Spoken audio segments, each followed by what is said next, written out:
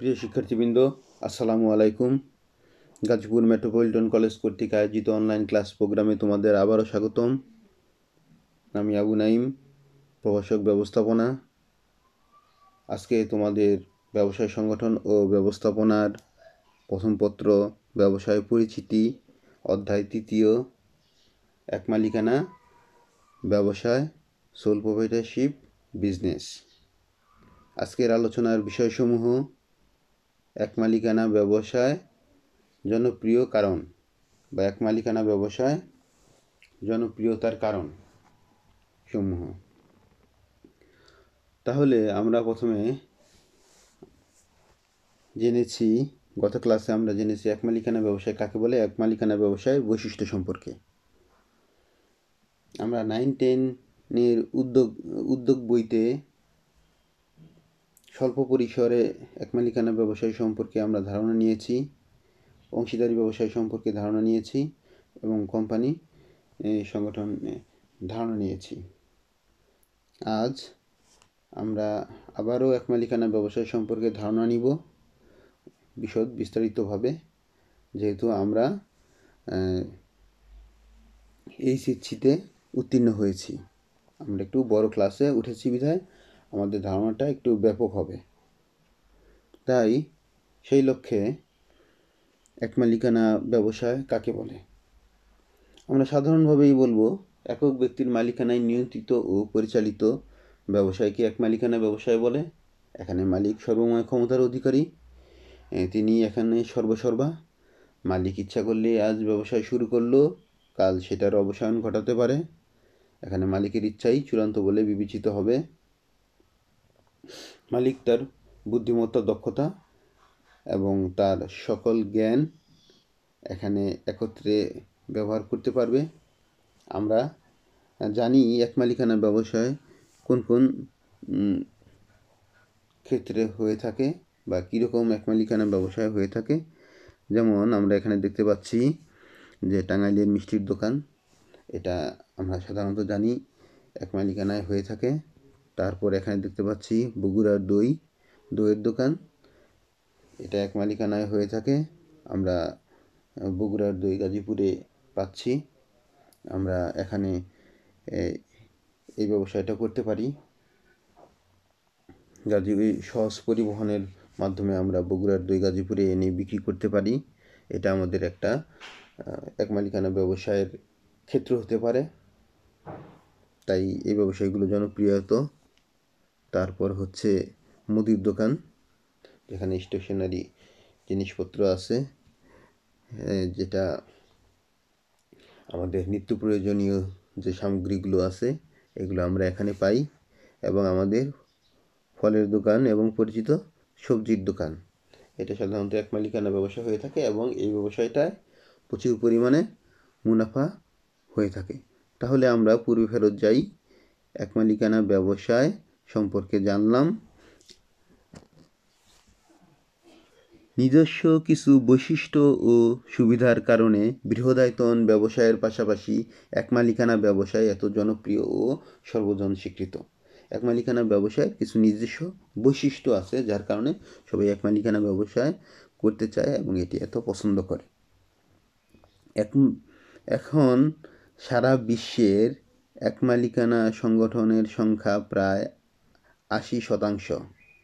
আইনগত বাধ্যবাধকতা না থাকার কারণে যে কোনো ব্যক্তি স্বল্প পুঁজিতে এ ব্যবসায় আরম্ভ করতে পারে। তাহলে এক মালিকানা ব্যবসায় জনপ্রিয়তার কারণগুলো পয়েন্ট আকারে নিচে দেওয়া আছে। আমি এখানে 19টা পয়েন্ট নিয়ে আলোচনা করব। তোমাদের বইয়ে এবং যা আছে তার চেয়ে এখানে পয়েন্ট অনেক বেশি আছে এবং বিস্তারিতভাবে তোমরা তোমাদের বইটা দেখবে এবং আমাকে মোবাইলেও প্রশ্ন করতে পারো যে স্যার এই জিনিসটা বুঝতে পারি নাই। আমার মোবাইল নাম্বার তোমাদের কাছে আছে। অতএব তোমরা প্রথম পয়েন্টে আসা যাক, সহজ গঠন। এক মালিকানা ব্যবসায়ের গঠনটা সহজ। সহজ গঠন, যে কেউ ইচ্ছা করলে এই ব্যবসায় শুরু করতে পারে, আবার এই ব্যবসায় অবসান ঘটাতে বা বিলোপ সাধন ঘটাতে পারে।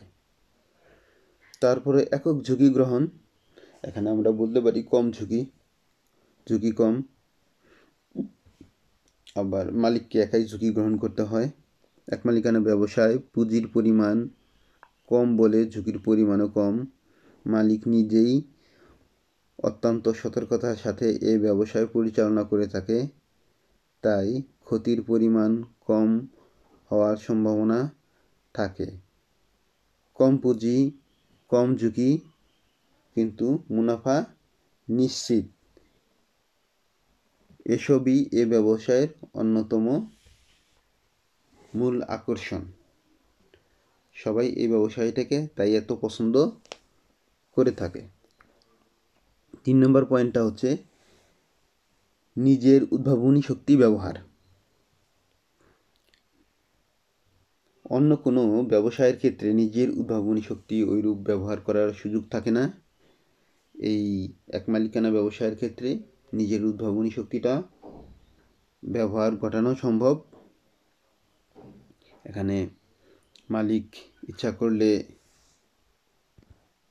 মিষ্টির দোকান স্থাপন করতে পারে, ইচ্ছা করলে দইয়ের দোকান দিতে পারে, ইচ্ছা করলে বইয়ের দোকান দিতে পারে, ইচ্ছা করলে মুদির দোকান দিতে পারে, ইচ্ছা করলে ফল বিক্রেতা এবং শাকসবজি বিক্রেতা, এই সকল মাছ বিক্রেতা, এই সকল ব্যবসা করতে পারে। এই জন্য এক মালিকানা ব্যবসায়কে অনেক ক্ষেত্রে বলা হয় পচনশীল পণ্যের ব্যবসায়।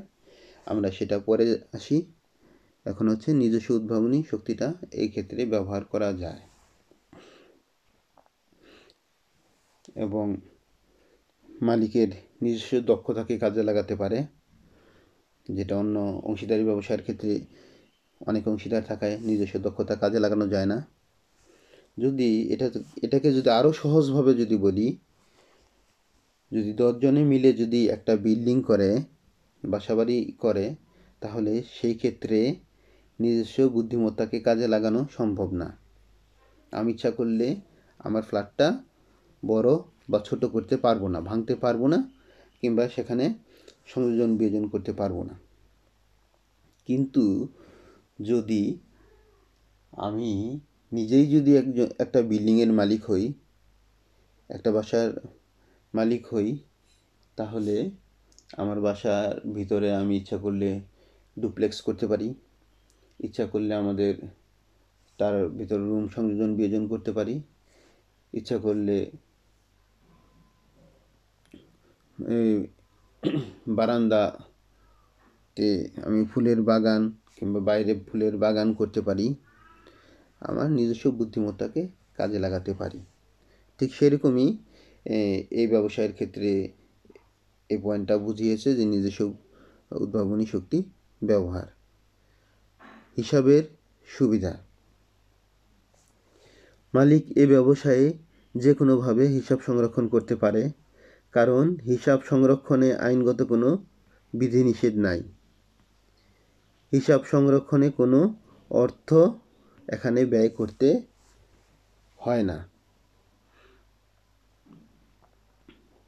গোপনীয়তা রক্ষা, এক মালিকানা ব্যবসায়ে গোপনীয়তা রক্ষা করা সম্ভব, যা অংশীদারি ব্যবসায় এবং কোম্পানি এবং অন্যান্য ব্যবসায়ের ক্ষেত্রে সম্ভব না। কারণ মালিক একা বিধায় নিজস্ব দক্ষতা এবং গোপনীয়তা রক্ষা করা সম্ভব। দ্রুত সিদ্ধান্ত গ্রহণ, 6 নম্বর পয়েন্টটা হচ্ছে দ্রুত সিদ্ধান্ত গ্রহণ। ব্যবসায়ের ক্ষেত্রে অনেক সময় দ্রুত সিদ্ধান্তের প্রয়োজন হয়। এক্ষেত্রে মালিক একজন হওয়ায় যে কোনো পরিস্থিতিতে দ্রুত সিদ্ধান্ত গ্রহণ করতে পারে, কারণ এতে কারো মতামতের উপর নির্ভর করতে হয় না বা কারো উপর নির্ভরশীল হতে হয় না। তারপর প্রশিক্ষণ ক্ষেত্র,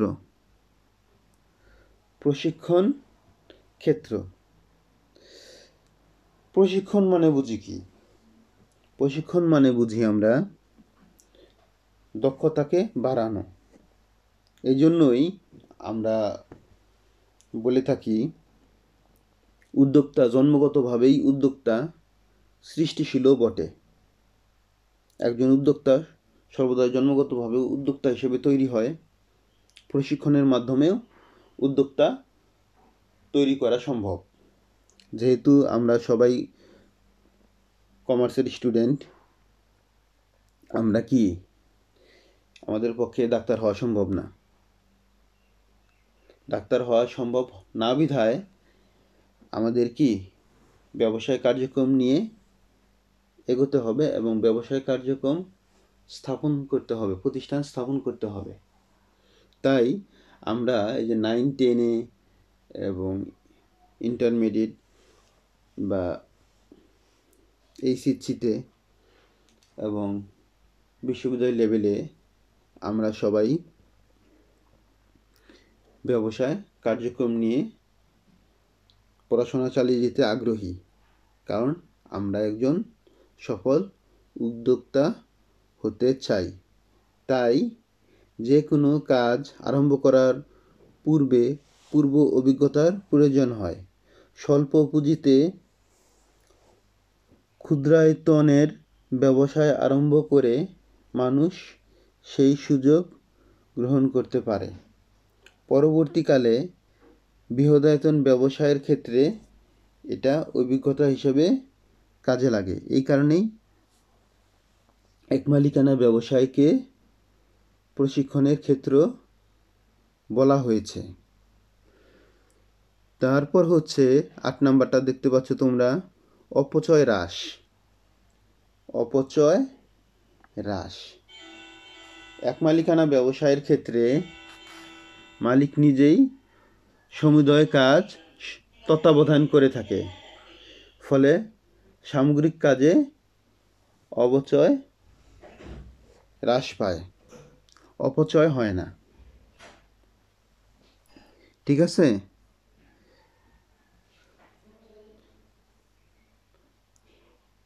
অবস্থানগত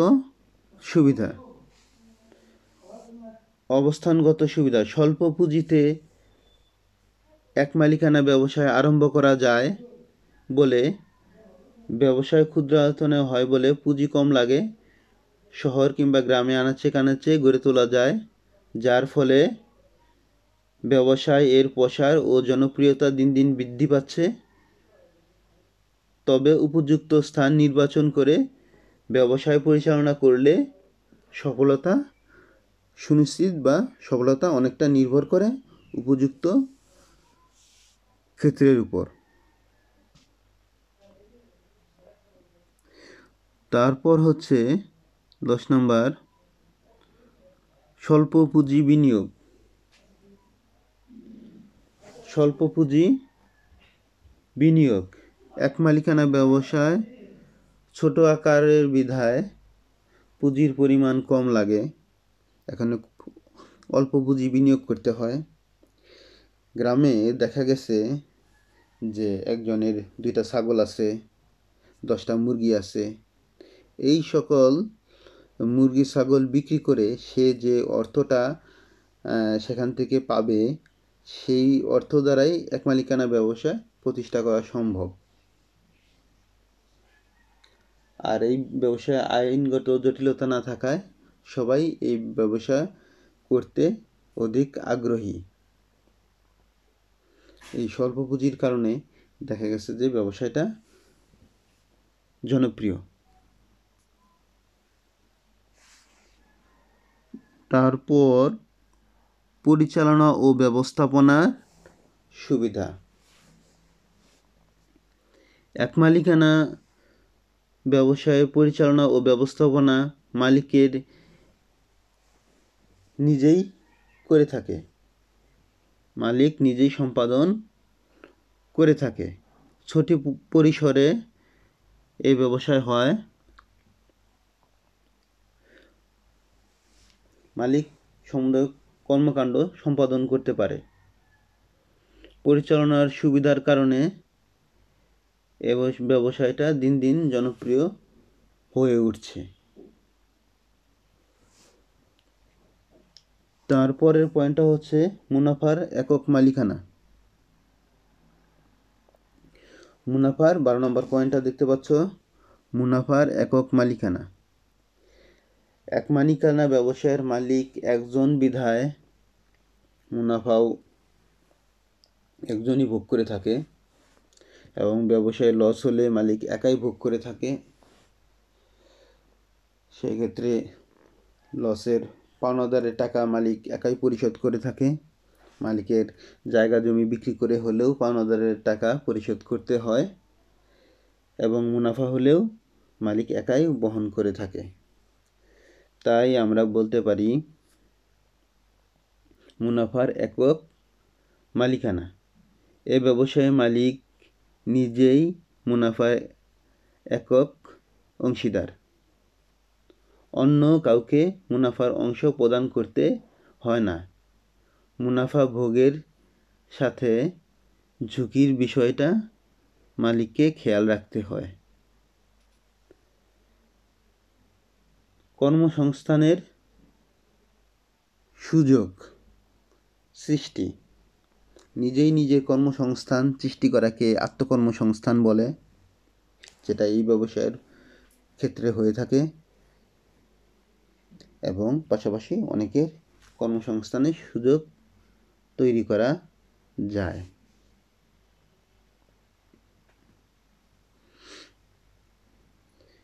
সমগ্র দেশে এরূপ ব্যবসা গড়ে ওঠায় কর্মসংস্থানের সুযোগ সৃষ্টি হয়েছে।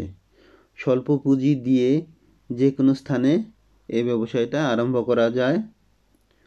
রোজগারের এটা নিশ্চিত উৎস হিসেবে এ ব্যবসায় জনপ্রিয়তা দিন দিন বৃদ্ধি পাচ্ছে। আত্মকর্মসংস্থানের ক্ষেত্রে এ ব্যবসায় বেশ জনপ্রিয়।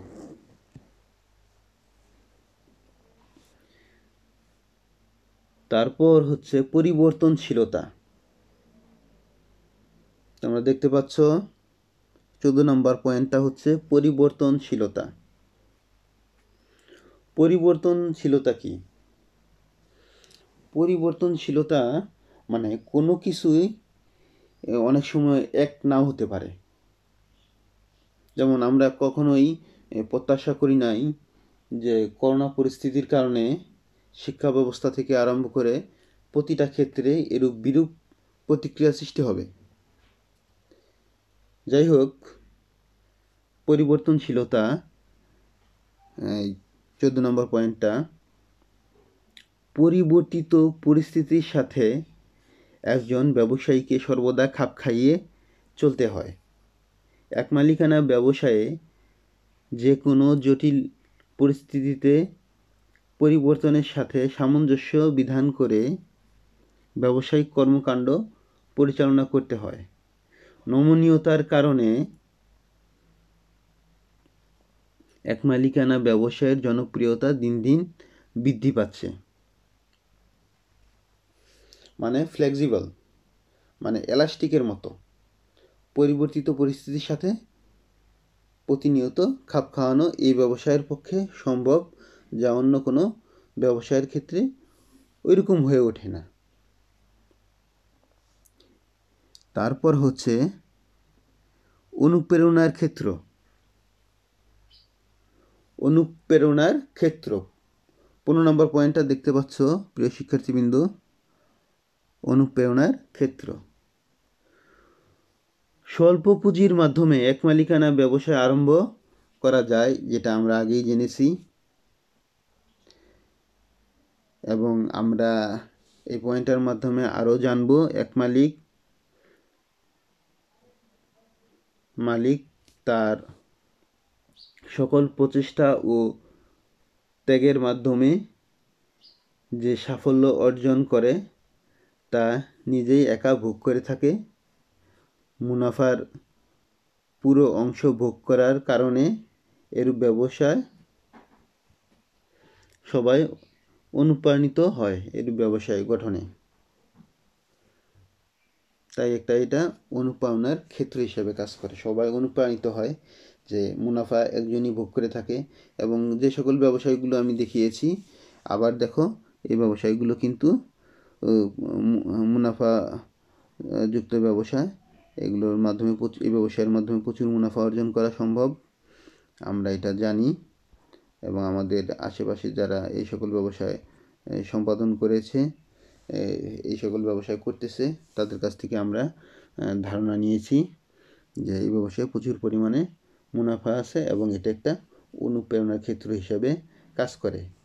আবার যদি বলি তাহলে মুনাফার পুরো অংশ মালিক একাই ভোগ করার কারণে কি এই ব্যবসায় গঠনে সবাই অনুপ্রাণিত হয়। পরের পয়েন্টটা হচ্ছে সহজ আয়ের উৎস। সহজ আয়ের উৎস দেশের আনাচে কানাচে স্বল্প পুঁজিতে যে কেউ এই ব্যবসা আরম্ভ করতে পারে। অন্যান্য ব্যবসায়ের তুলনায় এখানে সাফল্যের সম্ভাবনা অনেক বেশি। সহজ আয়ের উৎস হিসাবে এই ব্যবসায় সকলের কাছে সমাদৃত। চাকরির বিকল্প হিসাবে ব্যবসায়ের আয়ের উৎস হিসাবে এটা কাজ করে থাকে। পরের পয়েন্টটা হচ্ছে মালিকের স্বাধীনতা। মালিকের স্বাধীনতা, মালিক সর্বময় ক্ষমতার অধিকারী। ইচ্ছা করলে আজ ব্যবসায় প্রতিষ্ঠান স্থাপন করলো, ইচ্ছে করলে অবসায়ন ঘটাতে পারে। এখন মালিক ব্যবসায় কর্ণধার বিধায় নিজের ইচ্ছেতে ব্যবসায় সমুদয় কার্য সম্পাদন করে। স্বাধীন চেতা লোকদের জন্য এই ব্যবসায়টা প্রযোজ্য।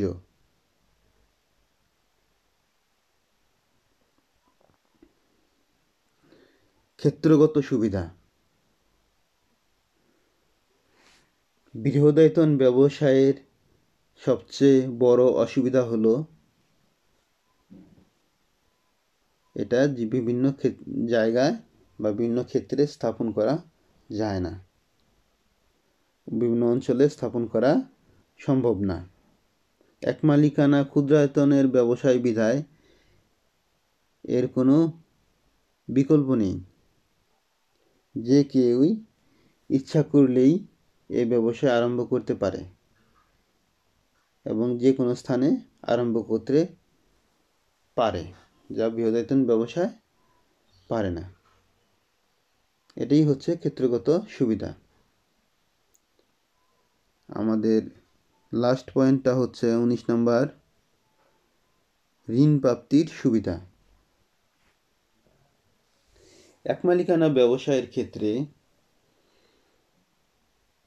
এই ব্যবসায়টা যখন গঠন করা হয় তখন মালিকের দেখা গেছে যেহেতু আমাদের দেশের জীবনযাত্রার মান আগের চেয়ে উন্নত হয়েছে,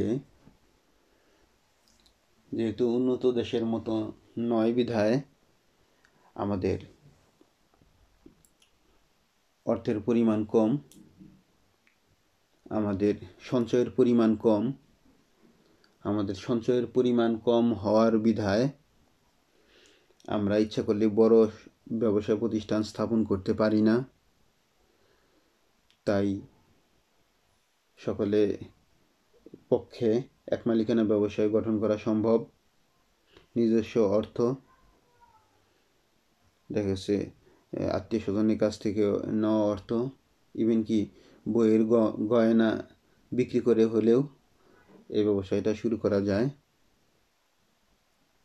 এবং সহজ শর্তে নন গভর্নমেন্ট অর্গানাইজেশন বা এনজিওগুলো থেকে ঋণ পাওয়া যায়। তাই মোটা দাগে যদি আমরা উপরোক্ত পয়েন্টগুলো পর্যালোচনা করে যদি সিদ্ধান্ত নেই এক মালিকানা ব্যবসায় কেন এত জনপ্রিয়, তাহলে বলা যায় যে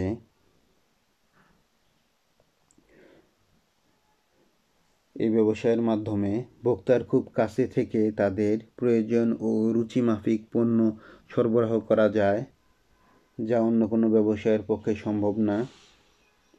আবার এই ব্যবসায়ের সাহায্যে অল্প পুঁজিতে যে কেউ নিজের উন্নয়ন সাধন করতে পারে, যা অনেক ব্যবসায়ের ক্ষেত্রে ওইরূপভাবে সম্ভব না। ফলে আজকের এই বিশ্বায়নের যুগে তীব্র প্রতিযোগিতার মধ্যেও একমালিকানা ব্যবসায়ের জনপ্রিয়তা প্রতিনিয়ত বৃদ্ধি পাচ্ছে। প্রিয় শিক্ষার্থীবৃন্দ, তোমরা সকলেই ভালো থাকো, সুস্থ থাকো। সকলের সুস্বাস্থ্য ও দীর্ঘায়ু কামনা করে আজ এই পর্যন্তই। পরবর্তীতে অন্য কোনো টপিকস নিয়ে দেখা হবে, তোমাদের সাথে কথা হবে। আজ এই পর্যন্তই। আসসালামু আলাইকুম।